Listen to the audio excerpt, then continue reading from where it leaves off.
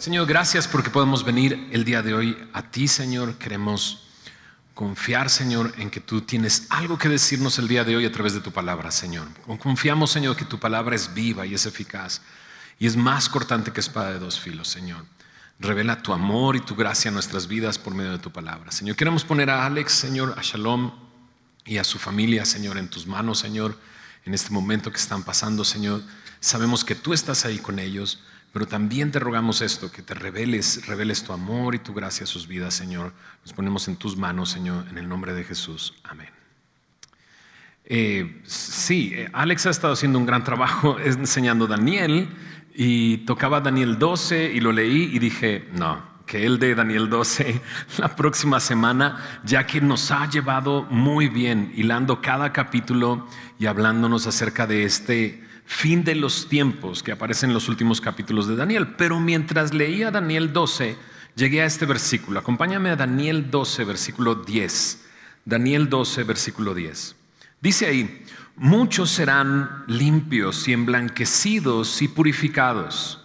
Los impíos procederán impíamente y ninguno de los impíos entenderá, pero los entendidos comprenderán. Me llamó mucho la atención este versículo. Está justo en medio de donde Daniel está preguntando ¿cuándo será el fin de estas cosas? Y aparece esta porción como una porción una mirada hacia el futuro. Por eso dice ahí: muchos serán limpios, emblanquecidos y purificados. Y bueno, ya Alex nos explicará la próxima semana si es este pasaje en medio de la gran tribulación que sucederá.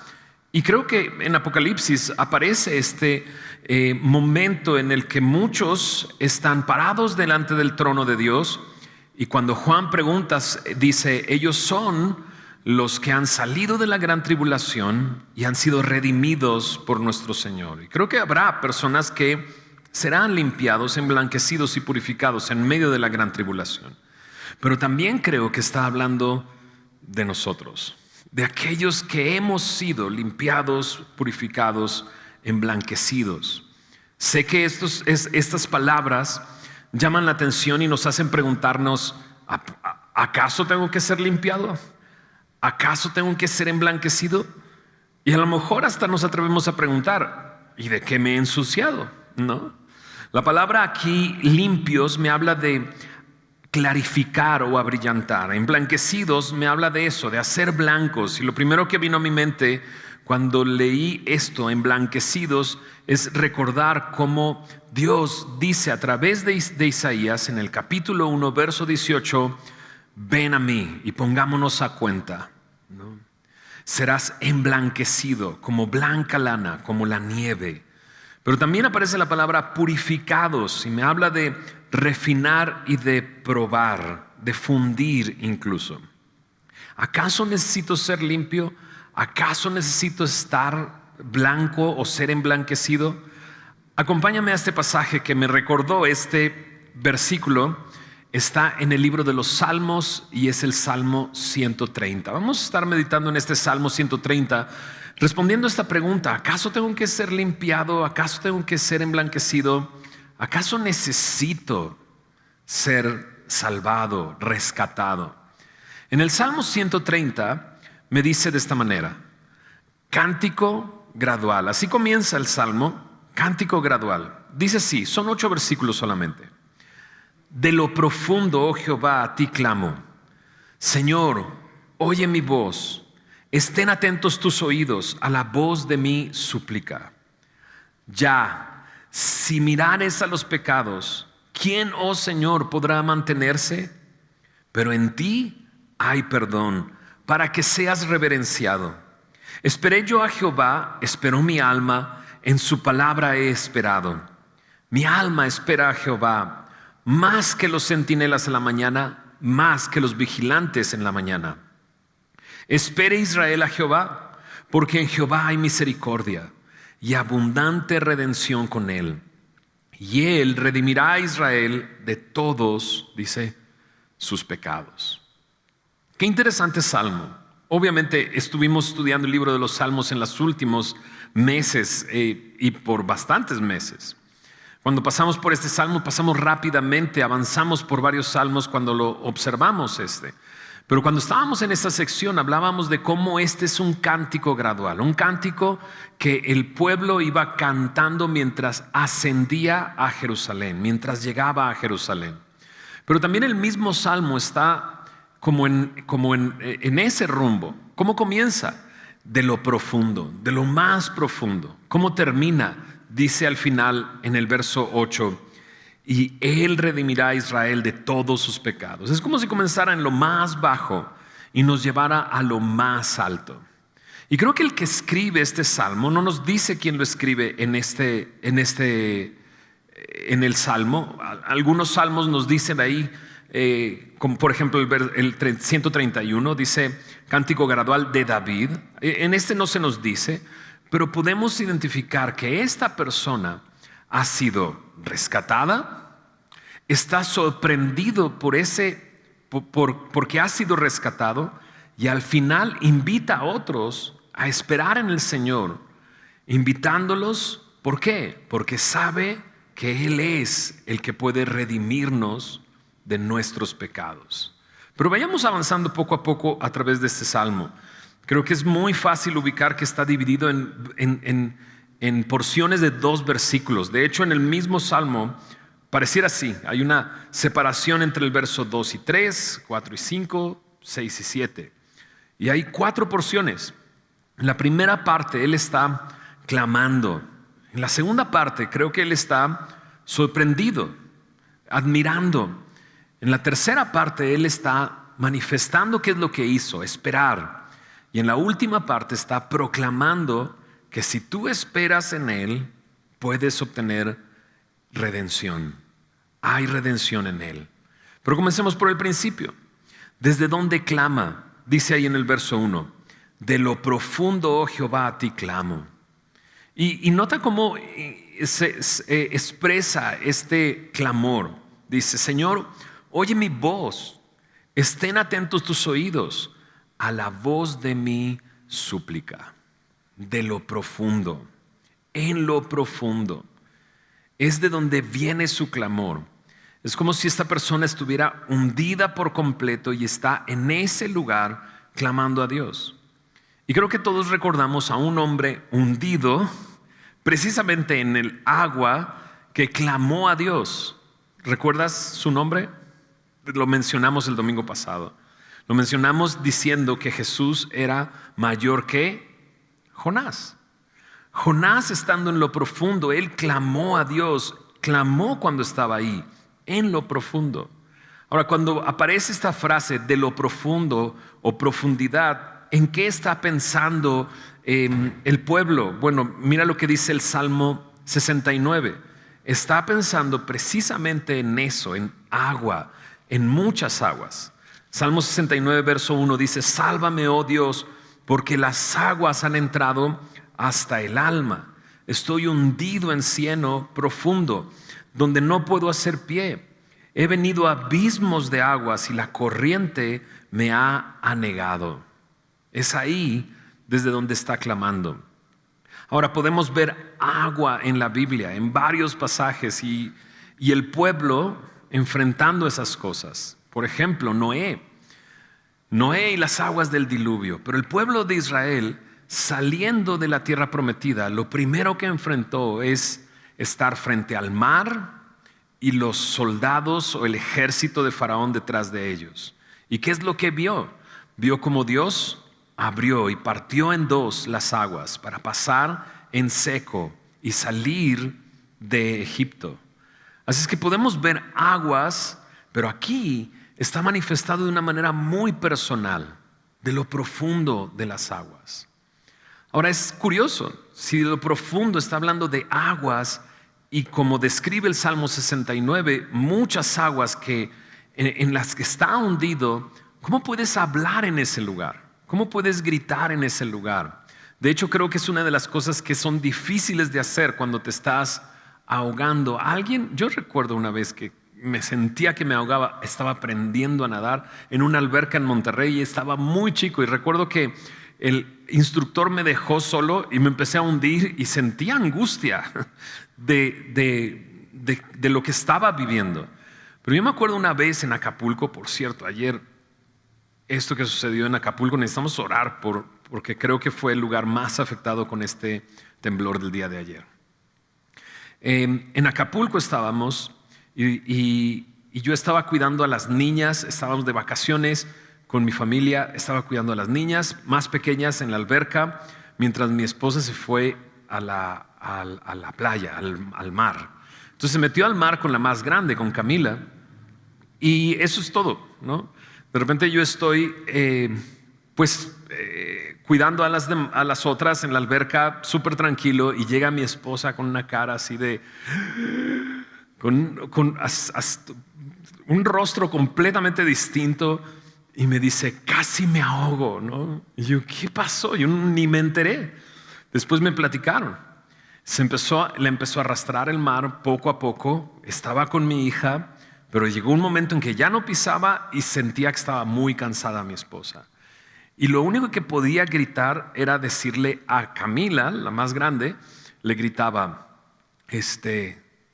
vete a la playa, déjame acá, ¿no? Y bueno, imagínate el drama, porque Camila decía, se va a morir y está aquí enfrente de mí, ¿cómo que te dejo, no? Y están gritándose así hasta que llegó un salvavidas, ¿no? En una moto, ¿no? Fue por ella, la sacó, ¿no? Y le decía a este cuate, acuérdese, yo la saqué, que me dé una propina, ¿no? Y era lo único que le decía, ¿no? Pero una buena propina, acuérdese, yo fui la que la saqué, ¿no? Y entonces cuando llega a la alberca mi esposa, va pensando en eso, ¿traes dinero? Y yo, primero, ¿qué te pasó? ¿No? Realmente se llenó de angustia mi esposa en ese momento. Y claro, ¿sabes cuánto le quería dar? Yo le dije, ¿qué vas a darle eso? No puede ser. Me salvó la vida. ¿Cuánto cuesta la vida de tu esposa? Y yo, cierto. Y cuando leí esto, me recordó ese momento. El sentirte ahogado y desesperado y clamar desde ese lugar, donde ya no tienes más fuerzas, donde ya no puedes más, de lo profundo. Es de ahí, desde donde este hombre está clamando, desde donde este hombre está buscando a alguien que pueda salvarle. ¿Quién? ¿Quién podría salvarle? Bueno, aquí aparece. No pienses en ese otro personaje. Mira lo que dice: de lo profundo, oh Jehová, a ti clamo. Señor, oye mi clamor. La palabra Jehová me habla de este Dios del pacto, ¿verdad? El Dios de Israel. La palabra Señor es la palabra Adonai, que me habla de amo, dueño, Señor. Se vuelve a repetir mientras va avanzando. Si te fijas en el verso 3 aparece la palabra Yah o J-A-H, que es una contracción de Jehová. Pero también en el verso 3 dice, ¿quién, oh Señor, podrá mantenerse? Él está clamando a la persona indicada. Me hace recordar también a los discípulos cuando están en la barca y sienten que la barca está a punto de sucumbir en medio de la gran tormenta que se genera en el mar de Galilea. Y los discípulos van con Jesús y lo despiertan y sálvanos que perecemos. ¿No te das cuenta que estamos pereciendo? Es ese momento, es esa angustia, es ese sentirte en lo más profundo. Ahora, ¿qué es esta profundidad? Bueno, en el verso 3 dice ahí, ya, si mirares a los pecados, ¿quién, oh Señor, podrá mantenerse? Pero en ti hay perdón para que seas reverenciado. ¿Qué es lo profundo? Creo que lo profundo aquí es el pecado. Y cómo el pecado nos inunda y nos ahoga, ¿verdad? David decía, mientras callé, ¿no? Mientras callé. Él no había confesado su pecado. Dice, mientras callé, el verdor del verano se convirtió en sequedad, ¿no? Tu mano se agravó sobre mí. Ahora, es difícil llegar al punto de reconocer que estás en lo profundo. Es bastante difícil, ¿no? Hace unos momentos recordaba cómo había vivido en el pasado yo y mi esposa, lo que habíamos vivido antes de conocer a Cristo. Y a mí me queda muy claro lo que yo viví, ¿no? Y como yo vivía en ese tiempo, me hace pensar que estaba muy mal. Había hecho tantas cosas mal que era muy claro, estás mal. Pero muchas veces es difícil darme cuenta que estoy mal, darme cuenta que estoy en lo profundo.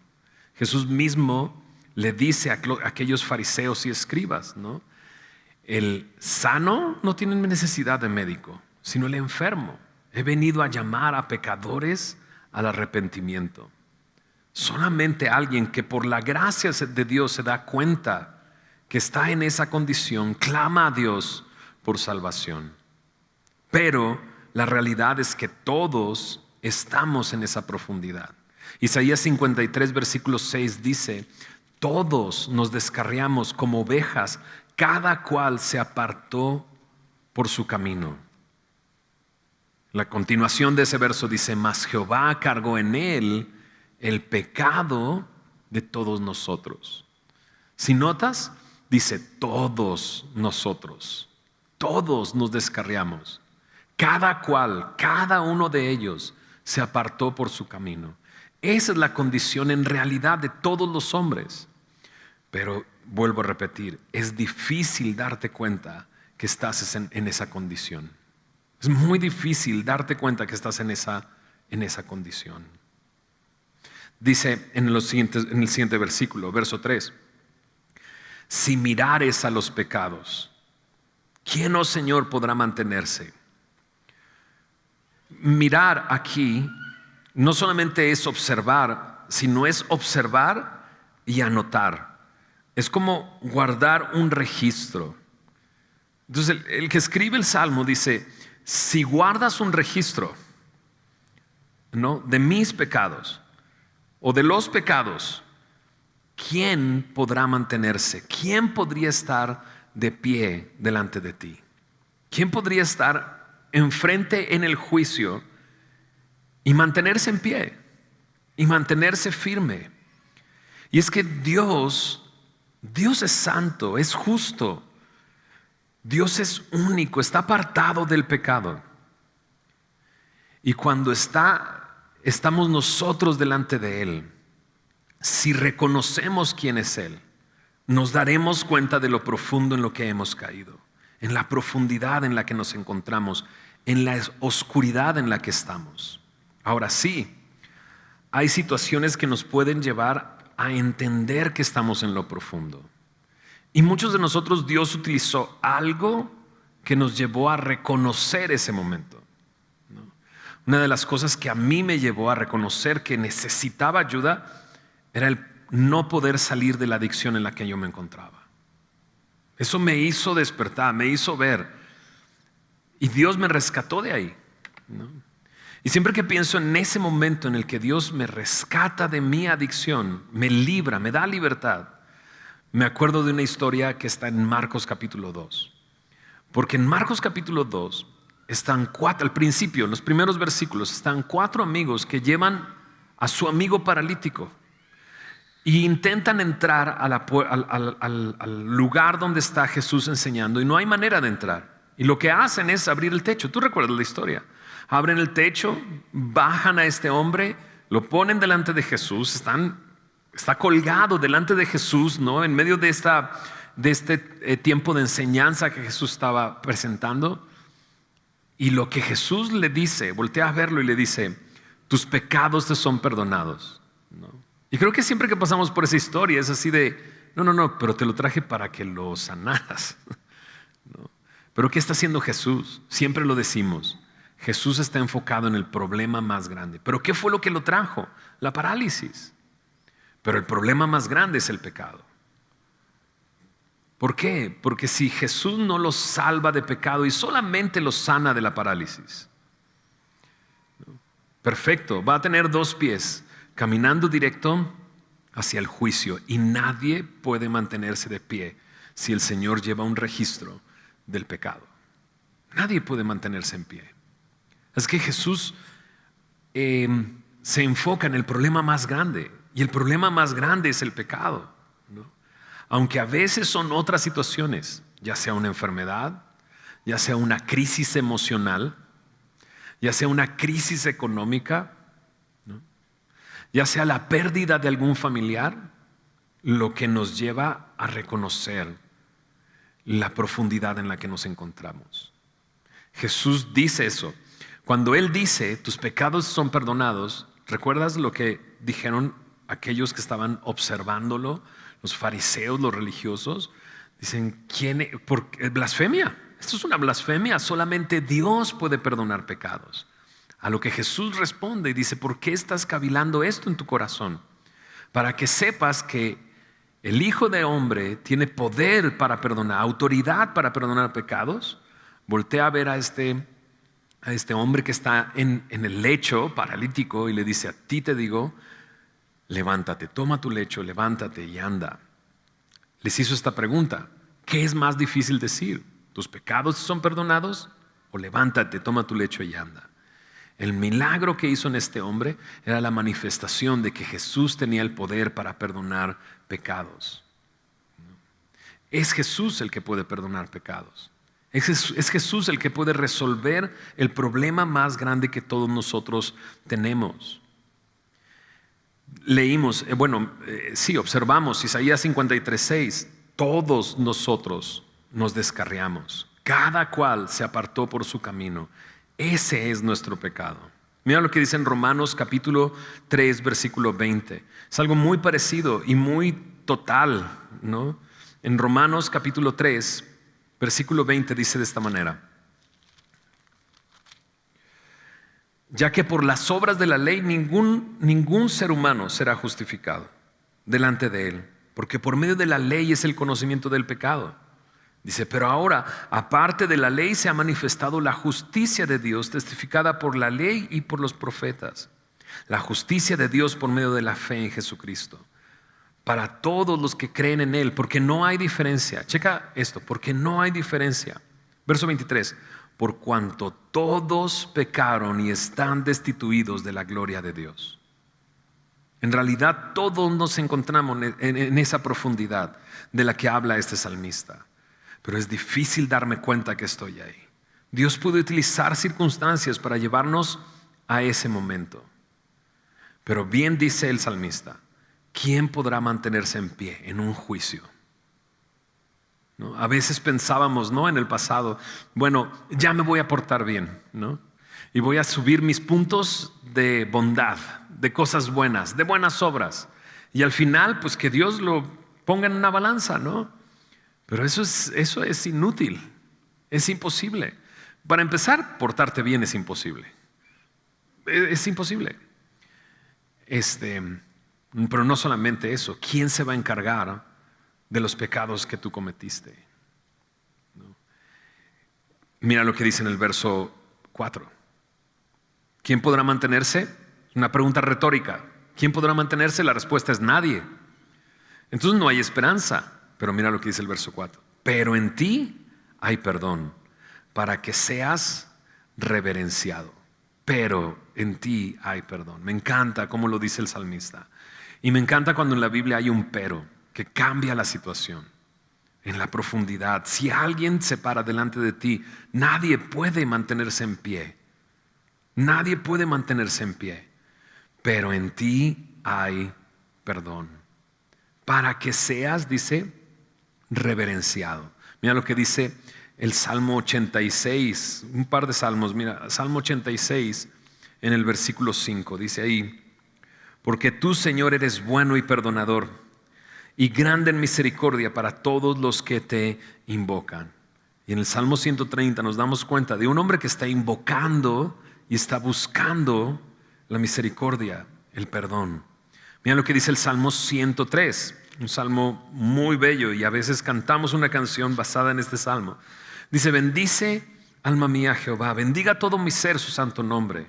Bendice alma mía Jehová y no olvides ninguno de sus beneficios. Verso 3 dice: Él es quien perdona todas tus iniquidades, el que sana todas tus dolencias, el que rescata del hoyo tu vida. el que rescata de lo profundo del hoyo tu vida. Él es. Me encanta como dice, Él es quien. Él es que sana, Él que sana, Él que rescata. Él es. Solamente Él puede rescatarnos. Mencionaba un versículo, Isaías capítulo 1, ¿recuerdas? Cuando leí Daniel 12, en el versículo 10, me recordó ese versículo, venid a mí. Ahora, a veces pensamos en ese versículo 18, venid luego, dice Jehová, estemos a cuenta. Si vuestros pecados fueren como la grana, como la nieve serán emblanquecidos. Si fueren rojos como el carmesí, vendrá a ser como blanca lana. Y es una invitación maravillosa. Este es el Dios que perdona. Este es el Dios que está dispuesto a perdonar nuestros pecados, en el que hay perdón de pecados. Él es el que perdona todas tus iniquidades, ¿no? Pero en el contexto de Isaías capítulo 1, me llama mucho la atención que en el principio describe la condición en la que se encontraba este pueblo. Y es una condición terrible. Verso 6 de Isaías 1 dice, desde la planta del pie hasta la cabeza no hay en él cosa sana, sino herida, hinchazón y podrida llaga. No están curadas ni vendadas ni suavizadas con aceite. Su corrupción había sido tan grande que se habían mostrado rebeldes contra Dios. O sea, es más, Dios a través de Isaías les compara con un animal que tiene dueño. En el verso 3 dice, el buey conoce a su dueño, el asno el pesebre de su señor. Israel no entiende, mi pueblo no tiene conocimiento, es gente pecadora, pueblo cargado de maldad, generación de malignos. Cuando lo pones en ese contraste dices, le está diciendo, pero no solamente estaban mal desde la planta del pie hasta la cabeza, sino que en los siguientes versículos nos muestra que este pueblo hacía todos los rituales que se requerían. Presentaba sacrificios, presentaba holocaustos. Pero ¿qué dice Dios acerca de esos holocaustos o esos sacrificios? Dios dice, me dan asco, ya no los soporto. Ya no los puedo soportar. Es más, les hace la pregunta, ¿y quién pidió eso? ¿No? Y ellos podrían decir, pues tú, ¿no? Pero en realidad no es eso lo que pidió el Señor, ¿no? ¿A qué me refiero? A un ritual, a un simple ritual, ¿no? A rebeldía mezclados con religiosidad, ¿no? En esa condición del pueblo y en esa condición de religión es donde Dios les dice, ven, porque Él es el único en el que hay solución, en el que hay perdón de pecados. Ahora, vayamos de nuevo al Salmo 130. Mira lo que dice en el verso 5 y 6. Dice, bueno, antes un detalle, pero en ti hay perdón para que seas reverenciado, ¿no? Me llama la atención esa última parte, para que seas reverenciado. En ti hay perdón para que seas reverenciado. Me encanta darme cuenta que es en Cristo en quien tengo perdón de pecados y que es por gracia, por medio de la fe, en que yo puedo ser salvo. ¿Por qué? Efesios 2, 8 y 9 dice, por gracia sois salvos, ¿no? Por medio de la fe, dice, y esto no es de vosotros, sino es un don de Dios, no por obras para que nadie se gloríe. Cuando en Él hay perdón, entonces Él es reverenciado. Y así es. Si yo estoy intentando salir de ese pozo profundo y logro salir de ahí, ¿qué van a decir las personas que me vean? ¡Wow! ¡Qué grande eres! Lograste salir. Pero cuando no puedes salir y estás en un hoyo y es Él el que te rescata, ¿qué dicen los que están alrededor? Qué grande es aquel que te ha rescatado, aquel que te ha salvado. No por obras para que nadie se gloríe, es en Cristo en quien tenemos perdón y redención de pecados, ¿no? Ahora, acompáñame ahí en el versículo 5. ¿Qué hace el salmista? Dice, esperé yo a Jehová, esperó mi alma, en su palabra he esperado. Mi alma espera a Jehová más que los centinelas a la mañana, más que los vigilantes, dice, a la mañana. ¿Qué hizo? Esperar. Simplemente esperar. No es que esté haciendo algo más, sino solo esperar. Pensaba en eso. Cuando alguien te dice, espérame, ¿qué tienes que hacer? Nada, simplemente esperar. No tienes que hacer otra cosa, sino esperar. Y el salmista está mostrando esto. Espera. ¿Espera en qué? Dice, en su palabra he esperado, en sus promesas. Hemos pasado de versículos a versículos en esta primera parte del mensaje. Y todos ellos enfocados en esto, en Él hay salvación. Él es quien. Por eso el salmista decide esperar en Él y esperar en sus promesas, esperar en su palabra, esperar en lo que Él ha dicho, ¿no?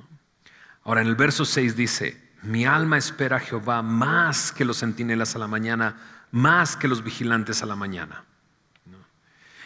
Y ellos esperan, los centinelas, ¿qué es lo que esperan?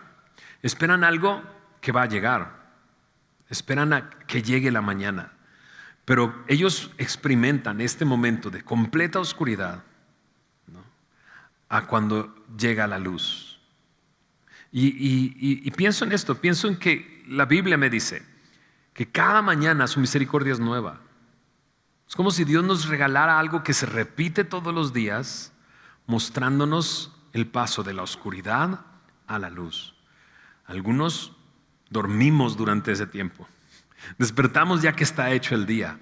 Pero alguna vez te has levantado tan temprano que puede estar tan oscuro y de repente se hace de día.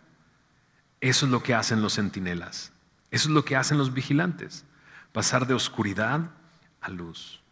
Mira lo que dice en Primera de Pedro capítulo 5 Primera de Pedro capítulo 2 versículo 9. Primera de Pedro 2 verso 9. Dice ahí, mas vosotros sois linaje escogido, real sacerdocio, nación santa, pueblo adquirido por Dios, para que anunciéis las virtudes de aquel que os llamó. ¿De dónde? De las tinieblas a su luz admirable. De las tinieblas a su luz admirable, ¿no? Encontré esto en un comentario. El centinela no duda que llegue la mañana. Va a llegar. Se asombra mientras mira diligentemente. Y creo que eso es lo que hace este hombre. Esperar y asombrarse de la salvación de Dios en su vida. Por último, en el versículo 7 dice así: espere Israel a Jehová, porque en Jehová hay misericordia y abundante redención con él. Él redimirá a Israel de todos sus pecados. Si te das cuenta, cambia lo que está diciendo el salmista o la manera en que lo está diciendo.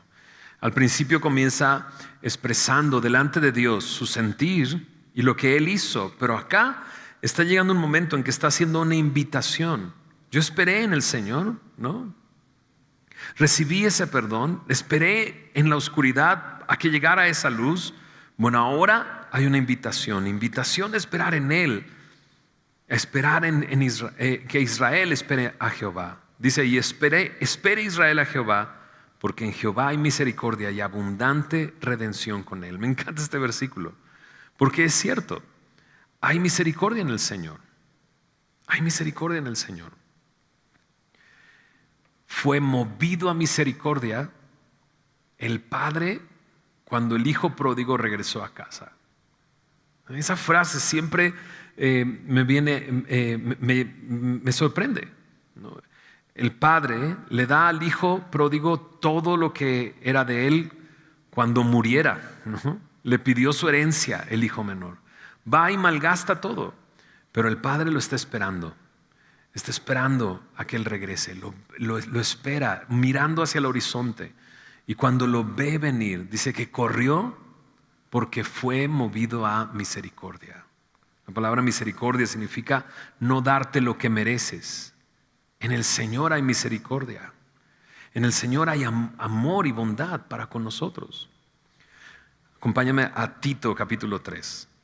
Creo que aquí Tito, Pablo le escribe a Tito y describe este proceso de la profundidad en la que nos encontrábamos ¿Y qué fue lo que nos rescató?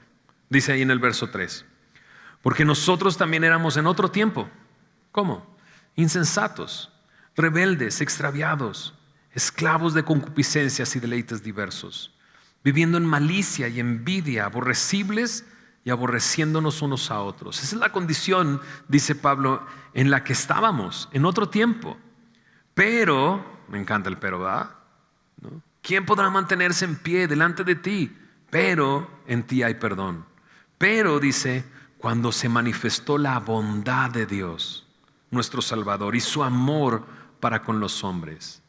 Por eso el salmista dice, espera a Jehová, espera en Jehová, porque en Jehová hay misericordia, porque en Él hay misericordia.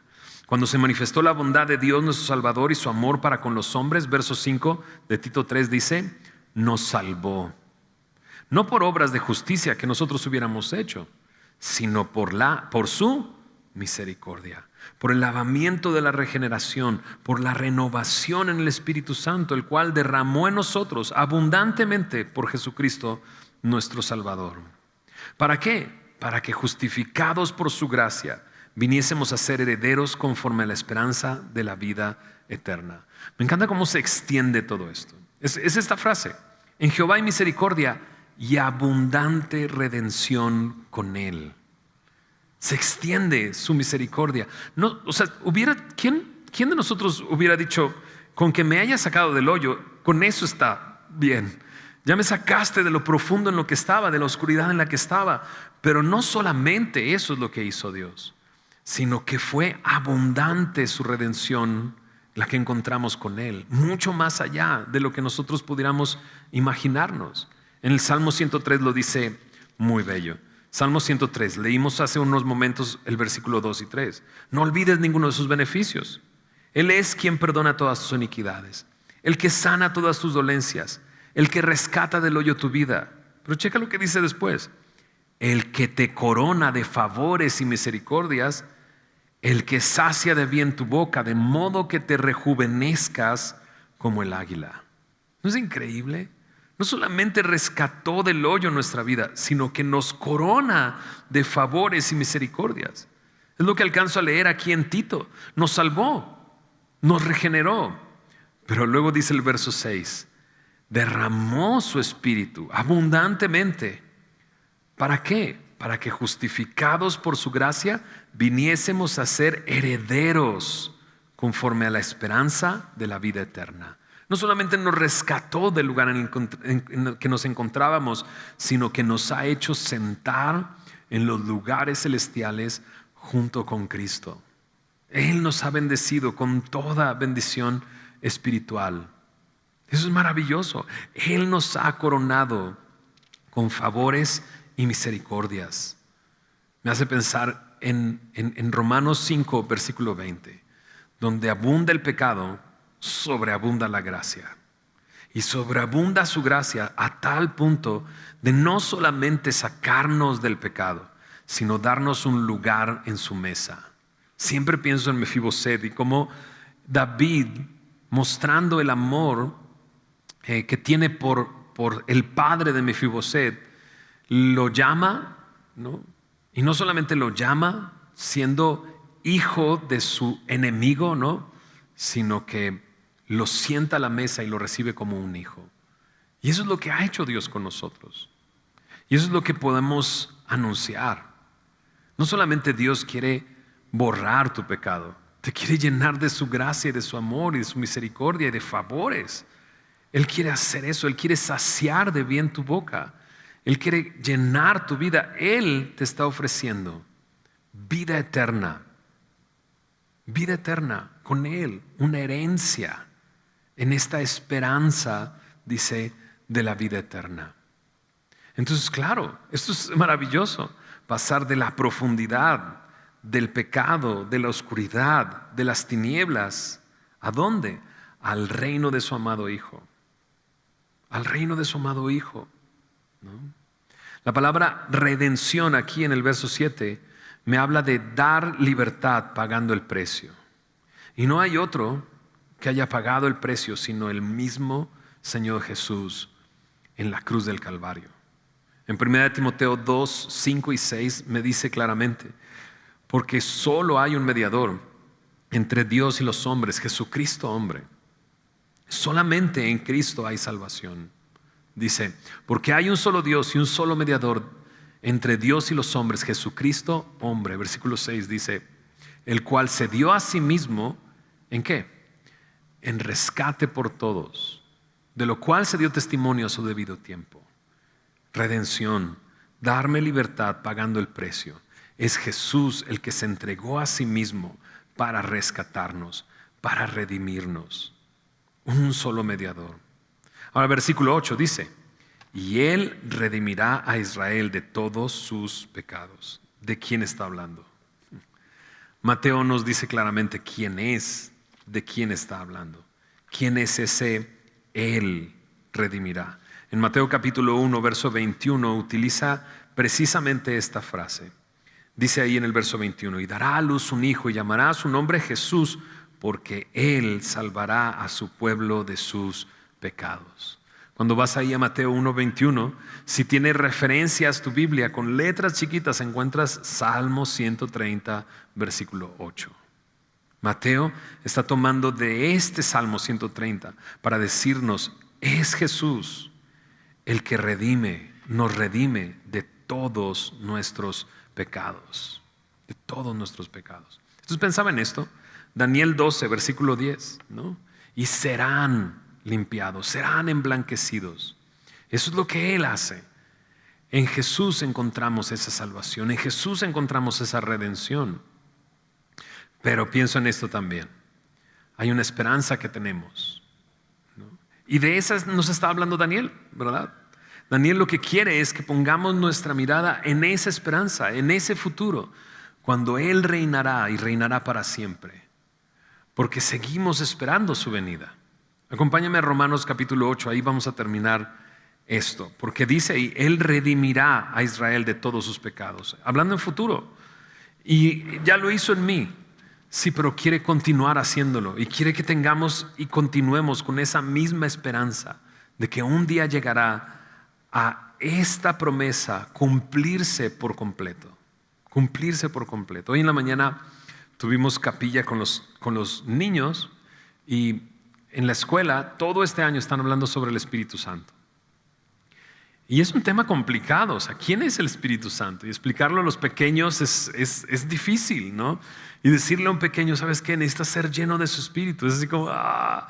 Entonces, en estas primeras 4 capillas decidí traer a mis amigos, pastores, a que contaran su experiencia, digámoslo así, su testimonio, viendo el poder del Espíritu Santo en su vida, ¿no? Y hoy vino Raulito, ¿no?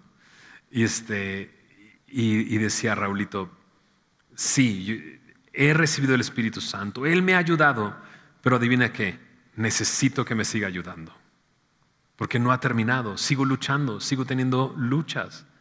Y eso es cierto, necesitamos seguir teniendo nuestra mirada en el futuro, esperando en el Señor. Mira lo que dice Romanos 8, versículo 18. Pues tengo por cierto que las aflicciones del tiempo presente, verso 18, no son comparables con la gloria venidera que en nosotros ha de manifestarse. La gloria venidera. Dice, porque el anhelo ardiente de la creación es el aguardar la manifestación de los hijos de Dios. Porque la creación fue sujetada a vanidad, no por su propia voluntad, sino por causa del que la sujetó en esperanza. Porque también la creación misma será libertada de la esclavitud de corrupción a la libertad gloriosa de los hijos de Dios. El día de hoy hemos experimentado libertad, pero la misma creación está esperando ser libertada. Mira lo que dice el verso 22. Porque sabemos que toda la creación gime a una y aún está con dolores de parto hasta ahora. Y no solo ella, sino que también nosotros mismos que tenemos las primicias del Espíritu. Nosotros también gemimos dentro de nosotros mismos esperando la adopción, la redención de nuestro cuerpo, ¿no? Y de repente es así de, no, pero ya me redimió, ¿no? Pero seguimos esperando esa redención, seguimos esperando ese momento en el que ya no haya nada que nos estorbe para adorar a nuestro Dios, ¿no? Ya no tiene poder el pecado en nuestras vidas, pero sigue estando su presencia en nosotros. Pero llegará un momento en el que Él quitará la corrupción de nuestro cuerpo y nos vestirá de incorrupción. Quitará esto mortal y nos vestirá de inmortalidad. Nos dará un cuerpo semejante al suyo, semejante al de la gloria suya. Y eso es lo que necesitamos estar esperando. Necesitamos poner nuestros ojos ahí. Ahora, Salmo 130. Está este salmista expresando esto y muchos de nosotros quizás ya lo hemos vivido. Esto no ha sido otra cosa sino un recordatorio de lo que Él ha hecho por mí. Necesito esperar en Él. Si esperé en el momento en el que entregué mi vida a Él, necesito el día de hoy seguir esperando y confiando en Él, ¿verdad? Pero también, al final el salmista dice, espere Israel a Jehová, porque en Él hay misericordia, porque hay abundante misericordia, abundante redención con Él. Y creo que el salmista nos está invitando a nosotros también a comunicar esta verdad. En Él hay perdón de pecados, en Él hay salvación.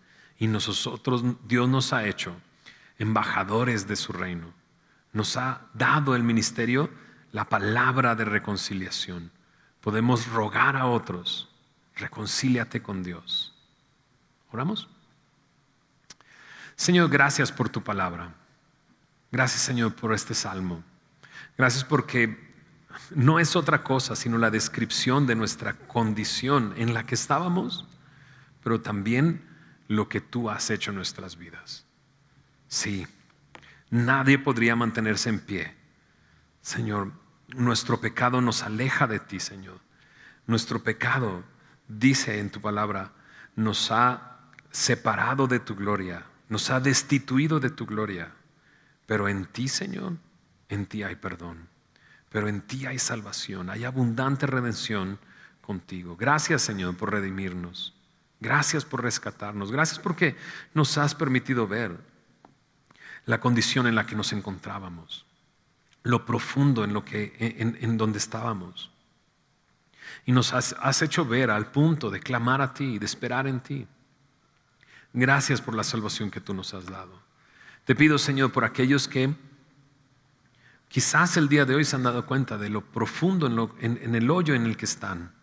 Y han escuchado en ti que eres tú el que perdona las iniquidades, eres tú el que sana toda dolencia, eres tú el que rescata del hoyo nuestra vida, Señor. Yo te pido, Señor, que pongas en ellos esta necesidad de clamar a ti, de invocar a ti, Señor, de clamar a ti por salvación, de encontrar en ti esa redención que necesitan. Señor, gracias, Señor, porque no solamente nos has rescatado, sino nos has coronado de favores y misericordias. Nos has saciado de bien. Señor, has hecho abundante mente tu misericordia en nuestras vidas aún el día de hoy. Señor, ayúdanos a mantenernos esperando en ti, Señor, confiando en ti, pero también, Señor, como este salmista, invitando a otros a encontrar salvación en ti, Señor. Gracias, Señor, por tu promesa, por tu palabra, porque podemos esperar en ti. Te bendecimos en tu nombre, Señor Jesús.